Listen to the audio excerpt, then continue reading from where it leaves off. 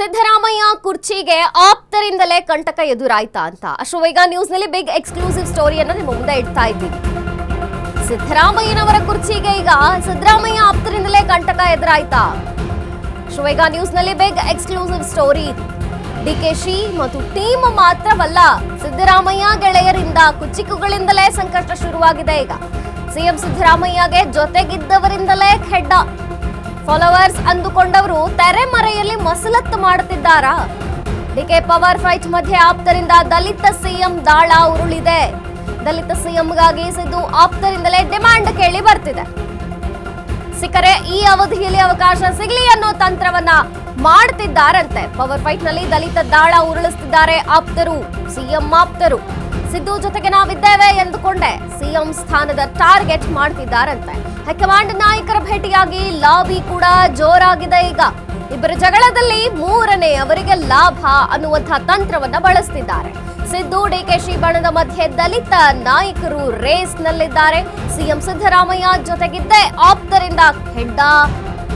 ನಾಯಕತ್ವ ಮೇಲೆ ಕಣ್ಣಿಟ್ಟು ಹೈಕಮಾಂಡ್ ಭೇಟಿ.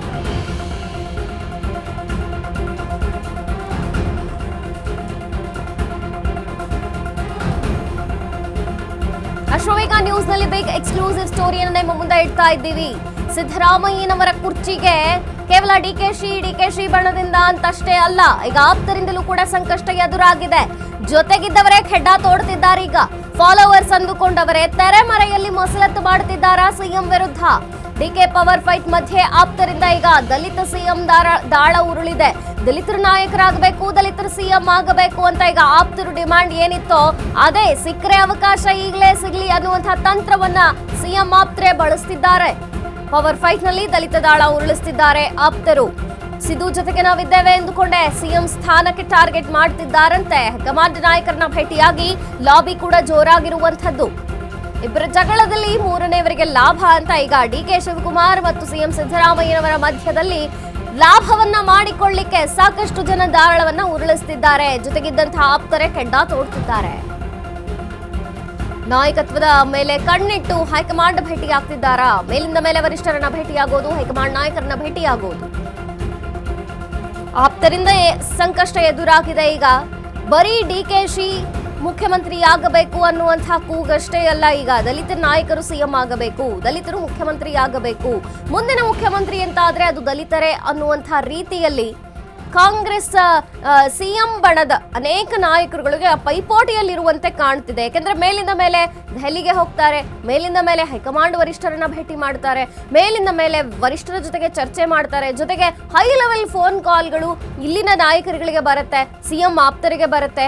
ಏನು ನಡೀತಿದೆ ಅಂತ ಲಾಬಿ ಮಾಡ್ತಿದ್ದಾರಾ? ಯಾಕೆಂದ್ರೆ ಒಂದ್ ಕಡೆ ಪವರ್ ಫೈಟ್, ಆ ಪವರ್ ಫೈಟ್ ಮಧ್ಯೆ ಇಷ್ಟು ದಿನ DK Shivakumar versus CM Siddaramaiah ಕುರ್ಚಿಗಾಗಿ ಕದನ ಅಂತೆಲ್ಲ ಇತ್ತು. ಎಲ್ಲ ಕ್ರಾಂತಿಗಳು ಮುಗಿತ್ತು.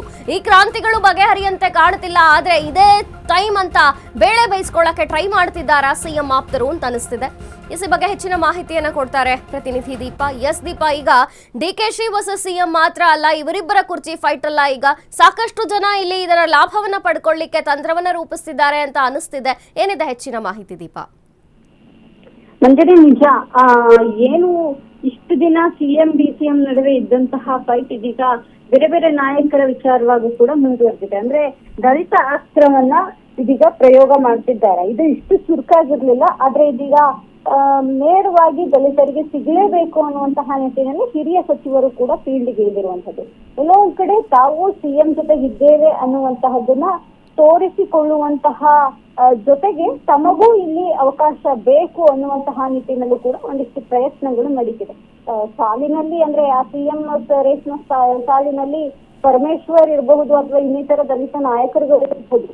ಆದ್ರೆ ಸಿಎಂಗೆ ಆಪ್ತರಾಗಿರುವಂತವ್ರೆ ಈ ರೀತಿಯಾಗಿ ಮಾಡ್ತಾ ಇರುವಂತದ್ದು ಎಲ್ಲೋ ಒಂದ್ ಕಡೆ ಅದು ದೊಡ್ಡ ಮಟ್ಟಿನ ಡ್ಯಾಮೇಜ್ ಸಿಎಂಗೆ ಆಗ್ತಾ ಇದೆ ಅನ್ನೋದ್ರಲ್ಲಿ ಯಾವುದೇ ಅನುಮಾನ ಇಲ್ಲ. ಜೊತೆಗೆ ನಾಯಕತ್ವ ವಿಚಾರವಾಗಿ ಇವರೆಲ್ಲರೂ ಕೂಡ ಸೈಲೆಂಟ್ ಆಗಿದ್ರೆ ಸಿಎಂ ಮುಂದುವರಿಯುವಂತಹ ಸಾಧ್ಯತೆಗಳು ಇದ್ದೇ ಇರುತ್ತೆ.